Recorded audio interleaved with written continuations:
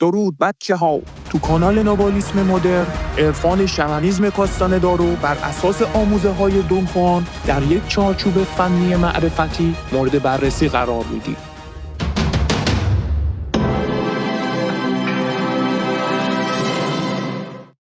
خیلی خوب دوستان، تو این ویدیو قرار هستش که یه سری بحث‌های تکمیلی رو در رابطه با بی‌عملی خدمتتون ارائه کنم که شکلی میشه در عمل در انضباطمون ازش استفاده بکنیم و بر اساسش چطور میتونیم یک معیار و ملاک برای محک زدن میزان قدرتمون و میزان اراده شخصیمون مهیا بکنیم. بچه‌ها، not doing اصلا فلسفه‌اش چیه؟ برای تیز نگه داشتن پرتوهای اراده است. قبلش ما به شما عمل کردن رو فرایندش رو گفتیم، عمل سرشیرگیری که بینندگان میگن که سازوکاری داره و این نهایتا میره تو ذهن فرمول بندی میشه و از مرتبه به بعد دیگه ذهن عمل میکنه. یعنی چی؟ یعنی صبح که از خواب بیدار میشیم این ذهن برای ما دنیا رو تصویر میکنه. این میشه عمل روزانه ما. عمل ما در دقت اول، چیزی که پیوندگاه ما رو در دقت اول فیکس میکنه. بی‌عملی خلاف اینه، یعنی شما متوقف میکنین عملیات ذهنی رو، یک سدی بر اون جریان سرشیرگیری عمومی ایجاد میکنید و این قضیه باعث میشه که شما وارد قلمرو به اراده بشی، با ارادت پیوندگاهت رو جابجا کنی به موضعی که خودت میخوای. اراده کردی. دقت میکنید؟ این فلسفهش. انواع و اقسام بی‌عملی ها به اندازه کافی در آثار کاستاندا مشاهده میشه دیگه، از دست دادن خود بزرگبینی، حسب تاریخچه شخصی، شکستن عادات روزمره و الی آخر. اصلا مدیتیشن خودش یک بی‌عملیه. سکوت درونی بی‌عملی، حرف زدن دیگه، کاری که الان داریم انجام میدیم. اینا انواع و اقسام بی‌عملی ها هستن. رویابینی خودش بی‌عملیه، کمین و شکار بی‌عملی. بنابراین بی‌عملی برمیگرده به ضلع سوم اون مثلث انرژی که مرتبط میشه به اراده. گفتم ارتباط بی‌عملی پس با اراده چیه؟ بی‌عملی ابزاری است برای تیز نگه داشتن پرتوهای اراده. به عنوان مثال یک کاربرد بگم، اینکه مثلا زیادی دیگه تو قهقرا نمونی. وقتی که زیادی توی پستی یک مسیر باقی میمونی، این یعنی پیوندگاه تو در یک جایی کس کرده، در یک جای نامطلوبی کس کرده. مثل زمانی که زیادی دیگه غمبادی میکنی، این یعنی که پیوندگاه لنگر انداخته اصطلاحاً. اینجا فقط با نیروی اراده میتونی پیوندگاهت رو هل بدی به جای مطلوب تر. و ارادت چه شکلی فعال میشه؟ با بی‌عملی. حالا بحث امروز ما. اما قبل از اینکه به این مبحث بپردازم، یه یادآوری بکنم از اون دیفالتی که در مسیر مبارز داشتیم. میدونید دیگه، بی‌عملی پیش‌فرض مسیر مبارزه در واقع کسب آگاهی و معرفته. قرآن میگه معرفت همانا قدرت است. پس هر آگاهی رو شما میتونید بچه‌ها به عنوان پرتوهای انرژی در نظر بگیرید که در کالبد شما جذب، ذخیره و بایگانی میشه. همونطور که من خدمتتون عرض کردم که هر چی که ما تجربه میکنیم در قالب آگاهی در ما ذخیره میشه. همین خودش بی‌عملی دیفالت مسیر مبارزه. اینو خواستم بهتون بگم. انسان‌های عادی رو می‌بینی، حالا براشون مهم نی، حالا چی مثلا، خب حالا بدونم ندونم حقیقتی پشت اون ماجرا هست، حالا به من چه. این بی‌عملی مسیر مبارز پس فراموشتون نشه. یعنی شما نمیگذری از مسائل و اون چیزی هم که جذب می‌کنی کافی نیست. دقت می‌کنی؟ اولا سهل‌انباری نمی‌کنی، ثانیاً جذبش که کردی آگاهی رو بسنده نمی‌کنی. یعنی از هر مرتبه فراتر. یادتون میاد دیگه تو ویدیوهای قبلی قشنگ توضیحش دادیم این بی‌عملی رو. ضمناً اینم داخل برندس خدمتتون بگم که اطلاعات زائد رو هم دور بریزید. اصلا فاتحه‌ش رو بخونید. به قول دون ملچور، فایده دانستن اطلاعات آلوده‌ای که تضعیفت میکنه چیه؟ به خصوص اون اطلاعات زایدی که مثلا تو حوزه رسانه‌ها بهش میپردازن تا بدونید که انرژی خوارن همش.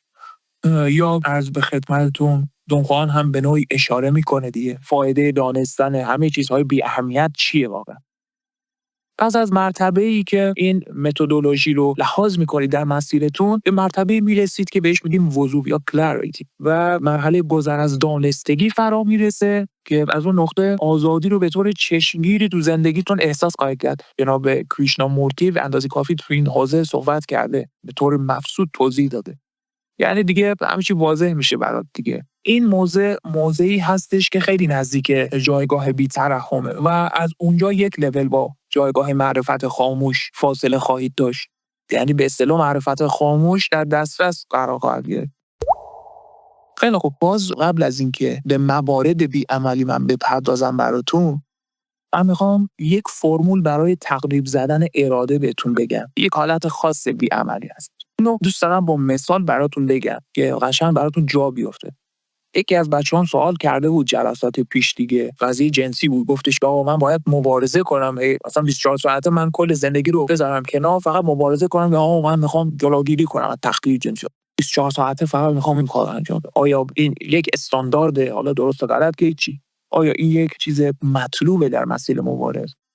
قبلش باید بهتون بگم بچه‌ها، اصلا هدف چیزی جز تیز نگه داشتن اراده نیست دیگه. اراده نه یعنی این که مثلا الان گرسنمه یا چه میدونم حواس یه پرس چلو کباب کردم، برم همین الان در بهترین رستوران شهر حواسمو ارضا کنم. پس این یعنی این که آقا مثلا من اراده دارم، اما دیدی من میتونم حواسم رو ارضا کنم به هر ترتیبی که میخوام، این یعنی اراده دارم. آیا این معنی اراده میده؟ برای یک سالک جنگجو خیر، واضحه که این معنی اراده نمیده. بلکه اراده بدین معنی است که اوقاتی که ذهنم داره آلارم میده، مثلا من تشنمه، با مثال دارم میگم، یک چیزی رو آلارم میده، مثلا تشنمه، گرسنمه، من با اراده خودم رفع تشنگیم و آب خوردنم رو تا حدی به تعویق بندازم، تا جایی که انرژی و قدرتم کشش داره ها، که چی بشه؟ که از گفتگوی درونی الغایی بیگانه و پروازگر تو اون تایم رها بشم. این قضیه یعنی همون محک زدن اراده، تقریب زدن اراده. تمرین باید انجام بدید. پرسیده بودید تمرین به ما بدید، ما هم تمرین بهتون میدیم. حالا باز بیشتر توضیح میدم، واسهتون بازش میکنم. مثلا فرض کنید الان مثلا من تحت فشار جنسیه. قبلا هم بهتون اشاره کردم که اصلا مهم نیست شما تقیه بکنید یا نکنید، در هر دو صورت تقدیر شما همونه و اگر در اون مسیر تقیه نکنید، در مسیر دیگری تقیه خواهی کرد. این که میگین ذخیره سازی انرژی یک فرمول عمومیه برای یک هدف خاص، برای رویابی، برای مرور و الی آخر. اما الان میخوام محک زدن اراده رو براتون مثال بزنم. من میخوام تمرین کنم. آقا چقدر اراده دارم؟ من سالکم. خب میخوام ببینم چقدر اراده دارم، چقدر قوی هستم در حوزه اراده. فرض میکنم تحت فشار جنسی ام، یا اصلا گرسنه‌ام، یا هر چی. تو حوزه روزه گرفتن و اینجور چیزا هستش دیگه، مکاتب اشراق اینها بهش پرداخته شده. نکته‌ای که وجود داره اینه که آقا جان نباید سر اون قضیه متمرکز بشم. این نکته رو پس باید مد نظر داشته باشی. چرا؟ چون واضحه دیگه، به قول دونخوان سوالک که خودشو درگیر مبارزات حقیرانه نمیکنه. این مبارزه خیلی حقیرانه است. من میخوام بگم نه نخورم، یه ساعت دیگه نخورم، 2 ساعت دیگه نخورم، نه، در مقام یک سالک دارم میگم. این مبارزه حقیرانه است که مثلا بخوام بگم تا این تایم نمیخورم، بعد از اون هر کاری دلم میخواد میکنم. دقت میکنی؟ حالا میخوام یک سازوکاری برای تقریب زدن اراده براتون مثال بزنم که اتفاقا همین روزه هم یکی از همین سازوکارها میتونه باشه. اون چی که مهمه اینه که بچه‌ها از چالشی که پروازگر برات خلق میکنه در جهت تقریب زدن اراده استفاده کنی. همیشه همین کارو کنی. یعنی چه زمانی که یک نیازی بر تو فشار وارد میکنه، چه زمانی که درگیری اصلا ایجاد میشه برات، یک چالشی هستش که تو میتونی ازش در جهت تخمین زدن ارادت استفاده کنی. چیزیه که کارلوس کاستاندا هم میگه دیگه، شما از هر چیزی به عنوان یک چالش میتونی استفاده کنی که چه بشود. اینو کسی نمیپرسه که شما ارادت رو تیز نگه داری، یعنی همه اعمالت از رو ارادت باشه. همه اعمال از روی ارادم باشه، چه شکلی این اتفاق میفته؟ زمانی که همه چیز رو یک چالش ببینی دیگه. درست؟ پس این از این. خب استاندارد به این شکله که مثلا وقتی بلافاصله تحت فشار جنسی قرار میگیری، یه نمونه سادهش اینه که بلافاصله میری تخلیه میکنی. خب این یعنی کف اراده، یعنی 0 کیلومتری دقت میکنی. مثلا خیلی از انسان‌های عادی دیگه که اصلا واسهشون مهم نیست، اصلا فکر نمی‌کنن. ما داریم دعوا میگیریم سر قضیه این که آقا مبارزه کنیم، سیو کنیم انرژی رو یا نه. مثلا هدف اینه که ارادهمون رو تیز نگه داریم. انسان عادی اصلا به اینو فکر نمی‌کنه. این یعنی کف اراده. استاندارد رو به این شکل علم می‌کنه. پس یادتون باشه الان تحت فشارم، مثلا تشنگی داره منو میکشه، بلافاصله میرم یه لیوان آب برمی‌دارم میخورم، یا اصلا بهترین نوشیدنی جهان رو میگیرم میخورم. این میشه کف نیروی اراده. حالا بی‌عملی سالک چی میشه؟ اینه که آقا جان حالا فرض میکنم من یک ساعت تونال این خواست مادیم رو به تعویق میندازم. 1 ساعت چه اتفاقی مثلا میفته؟ اگر تونستم این 1 ساعت رو دووم بیارم، بعد میرم اون نیازم رو رفع میکنم، تمام میشه، میری پی کارش. درست شد؟ خب این یک آزمونیه. این نشون میده که پس من میتوانم. این یعنی اینکه شوت نیستیم. بله، ما یک سالکی هستیم که میتوانیم با اراده عمل بکنیم. هنوز هیچی نیستا. اگه مثلا بخوام یه برگ امتحانی بهتون بدن، نمره به عنوان آزمون اراده مثلا بهتون میدم 25 صدم از 20 مثلا. 1 ساعت تونستم به تعویق بندازم. دفعه بعد مثلا بگم آقا 2 ساعت به تعویق میندازم، 3 ساعت. وقتی که این تمرین رو انجام دادید تا جایی که انرژیتون، ببین دقت بکن چی میگم. ممکنه میگه خب مثلا 40 روز گرسنگی رو به تعویق بندازن. خب میمیری دیگه، این که دیگه نشد استدلال بکن. یه تمرینه. یه وعده غذا خوردن تو مثلا به تعویق بنداز، یا مثلا روزه کسایی که میگیرن. این رو میتونید به عنوان یک بی‌عملی روش حساب کنید. تا جایی که میتونید. این میشه مرحله اول تمرینتون. پس به این نتیجه میرسید که بله، من میتونم ارادم رو به کار ببندم. درست؟ حالا مرحله دوم آزمون چیه؟ دوباره برگردم به مثال اول. من 1 ساعت به تعویق بندازم. بعضیا ممکنه تحت فشار قرار بگیرن، بگن آقا مثلا برم سر 10 دقیقه برم بگم ول کن بابا، اصول این چی زندگیه فلان. تحت فشار مختلفیم دیگه. بریم مثلا اون نیازمون رو برطرف کنیم. خب این نشون میده که یک لول با ضعف داریم دیگه. یعنی توی محک زدن ارادهمون خودمون به این نتیجه میرسیم که نه، خیلی اوکی نیستیم و باید بهبود پیدا کنیم. توی تایمینگ دوم، نکته که باید مد نظر داشته باشید، نوع دوم آزمایش اینه که تعیین بکنید آقایان مثلا تا 1 ساعت آینده من رفع تشنگیم رو به تعویق میندازم یا گرسنگیم یا هر چی. اگر توی این 1 ساعت تونستم گفتگوی درونیم رو متوقف کنم و دیگه به اون قضیه فکر نکنم، دیگه آزادم. میتونم همون لحظه اون نیازم رو رفع بکنم. یا خیلی بهتر مثال بزنم، مثلا همون قضیه تشنگی یا گرسنگی. دیدید دیگه بعضیا میخوان روزه بگیرن، بعد از ظهر که دیگه میخواد وصل بشه به غروب، نق میزنن وای گشتمه وای فلان. این نشون میده که گفتگوی درونی رو حالا داره برون ریزی هم میکنه، تازه دیگه بدتر. یا دم افطار کی اذان میگه کی فلان کی روزه رو باز کنن، از این داستان. این نشون میده که دروازه خالی اوت دیگه. این تقریبا هیچ. نکته‌ای که وجود داره اینه، اون تایمینگی که شما فیکس میکنید، میگه تا 4 ساعت دیگه، 1 ساعت دیگه، 10 ساعت دیگه من نمیخورم، اینه که ارادتون رو متمرکز کنید تا گفتگوی درونیتون رو در ارتباط با رفع اون نیاز مورد نظر کات کنید. مثلا ممکنه یکی بگه آقا جان من تا 10 دقیقه اول کماکان درگیر بودم های بخورم نخورم. بعضیا میرن خودشون رو درگیر کارهای دیگه میکنن. خب از هر تریکی میتونید استفاده کنید. کل زندگی تونال ما همینه که از حقه استفاده بکنی تا ذهن رو فریب بدی. بعد از اون مثلا میره خودشو درگیر کاری میکنه و میبینه مثلا 10 ساعت یادش رفته. خب این نشون میده که پتانسیلش رو داره دیگه. این مثلا میتونیم بگیم که آقا جان داره خوب تقریب میزنه ارادهش رو و توی 10 دقیقه اول فقط گفتگوی درونی داشت. یکی رو میبینیم مثلا یه خورده ضعیف‌تره، یه روزه داره میگیره، از صبح که بیدار شده تا خود اذان مغرب فقط داره به این فکر میکنه بخورم نخورم، بخورم نخورم، باز کنم روزمو باز نکنم. این باز خیلی کف ماجراست. دقت میکنیم. پس هدف اینه، در آزمایش دوم هدف اینه که شما گفتگوی درونیتون رو کاهش بدید. یعنی تا اونجایی که انرژیتون کشش داره، تونال درونی رو اصطلاحاً سازماندهی کنید به طور لوکالی و بگید که آقا جان این قضیه دیگه برای من رفع شده.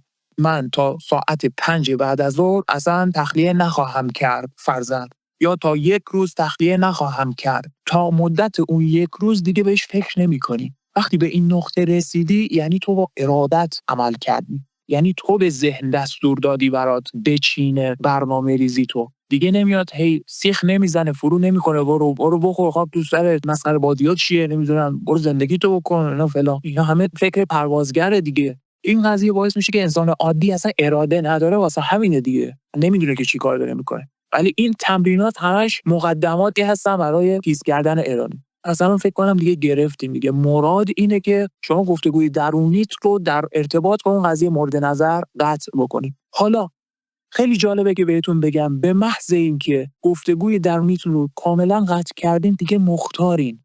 یعنی میتونین رفع بکنید نیازتون رو، میتونین رفع نکنید. این بارها شده، مثلا این اتفاق بر من افتاده. هم تو قضیه روزه مثلا براتون مثال بزنم. منم گرسنگی کشیدم دیگه، حالا چله‌های خاصی که گرفتیم، چله گیاهخواری یا چله روزه‌داری، اینا همه رو خوبه حالا بر حسب واقعیت‌هایی که براتون پیش میاد در عمل تجربه بکنید. فرض بکنید می‌خواستن مثلا روزه بگیرن تو 40 روز تا ساعت 5-6 غروب خود به خود دیگه می‌دیدم اصلا گفتگوی درونی ندارم در اون رابطه. یعنی اصلا فراموش کردم قضیه گرسنگی رو. این نشون میده که اراده من غالب شده. و بارها شده بود که دیگه بر من اصلا اهمیتی نداشت که اصلا اون نیازم رو رفع بکنم یا نکنم. گاهی اوقات جالبه که بهتون بگم این قضیه باعث میشد من مثلا 3 بعد از ظهر باز میکردم روزمو. چون قضیه اون خاموشی گفتگوی درونی دیگه. و بعضی از اوقات تا شب 12 شب هم هیچی نمیخوردم. یعنی اصلا درگیر کارهای دیگه بودم. بنابراین خواستم با این مثال بهتون بگم که کلید اصلی چیه؟ اینه که از اون فاز در بیاید. اون فازی که پروازگر داره بهتون فرمان میده اون کارو بکن اون کارو بکن، دیگه اون سد رو شکستی. خیلی جالبه که به این نقطه میرسید که دیگه براتون اهمیت نداره آیا رفع بکنید نیازتون رو یا رفع نکنید. این نشون میده که شما دارید به سمت 20 گرفتن در برگه امتحانی آزمون ارادتون پیشرفت میکنید. اینم از این. بنابراین بچه‌ها جمع‌بندی بکنم این مقوله تقریب زدن اراده رو، این میشه که هدف اصلی محک زدن اراده کاهش یا قطع گفتگوی درونی است یا کاهش تسلط پروازگر بیگانه است تا اینکه من بر حسب اراده خودم عمل بکنم. یعنی نیروی من بچربه به نیروی ماتریکس. همین در ارتباط با اون ضلع مثلث انرژی. همین خودش یه عالمه باعث بهینه‌سازی در مصرف انرژی میشه. حالا یه مثال دیگه هم اینجا نوشتم بهتون بگم. مثلا من هوس خریدن یک ماشین جدید میکنم. حالا یه لزومی هست دیگه، ضرورتی داره فرض کن، حالا هر چی. تمرین اراده‌ام چیه؟ به عنوان یک چالش بهش نگاه کنم دیگه. تمرین اراده‌ام میشه مثلا تا عید به تعویقش بندازم خرید ماشینم. اگر تا خود عید کماکان درگیر بخرم نخرم بازی‌های ذهنی باشم، این یعنی تقریبا دروازه خالی ات زدم. با 25 صدم رفوزه میشم. اما سالک مقتدر میگه که آقا جان خب تا عید من صبر میکنم، فقط پول جمع میکنم، مابقی داستان رو میذارم اون تایم که اون موقع چه شرایطی دارم. الان فعلا مواردی که نیاز هست رو سازماندهی میکنم. میشود سازماندهی تونال درونی. بعد حالا تصمیمم رو نهایی سازی میکنم دیگه. عوضش این قضیه یک اقتداری رو برای من به همراه میاره، این قضیه سازماندهی، که تونال درونیم رو جمع جور کردم دیگه. پرت نیست ذهنم. یعنی بخش عظیمی از گفتگوهای درونی رو خاموش کردم با این سازماندهی. این نکته مهمیه. تو میدونی دیگه صبح تا شب ما درگیر این گفتگوها هستیم. از این سازماندهی رو جدی بگیرید بچه‌ها. سازماندهی باعث میشه که دیگه به اون مقوله فکر نمی‌کنم و در نتیجه مانع انرژی خاری میشم. این یعنی بی‌ایگو نقصی که منو در جهت تقویت اراده شخصی من راهنمایی میکنه. خب بچه‌ها خسته نباشید. لایک و کامنت و صاف فراموشتون نشه. از ویدیوهای دیگر ما هم دیدن کنید.